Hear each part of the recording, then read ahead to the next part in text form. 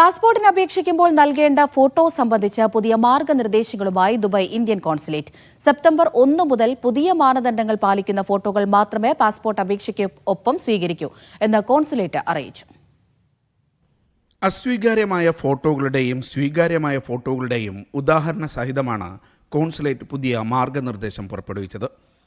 തലയും തോൾഭാഗവും ഉൾപ്പെടുന്ന close-up colour ചിത്രമായിരിക്കണം passport photo. ഫിൽറ്ററോ എഡിറ്റിങ്ങോ പാടില്ല. പശ്ചാത്തലം വെള്ള നിറമായിരിക്കണം. കണ്ണുകളടക്കമുള്ള ബയോമെട്രിക് വിവരങ്ങൾ കൃത്യമായി ലഭിക്കാൻ ക്യാമറയിലേക്ക് നേരിട്ട് നോക്കുന്ന വിധത്തിലായിരിക്കണം ചിത്രം. മുഖമോ കണ്ണുകളോ മറയ്ക്കുന്ന വിധത്തിൽ മുടി വീണ് കിടക്കരുത്. കണ്ണിലെ കൃഷ്ണമണിയിൽ നിഴലോ പ്രതിബിംബങ്ങളോ പാടില്ല. മുഖത്ത് വെളിച്ചക്കുറവോ നിഴലോ ഉണ്ടാകരുതെന്നും വാ തുറന്നു പിടിച്ചുള്ള ചിത്രങ്ങൾ അംഗീകരിക്കില്ലെന്നും മാർഗനിർദ്ദേശത്തിൽ പറയുന്നു.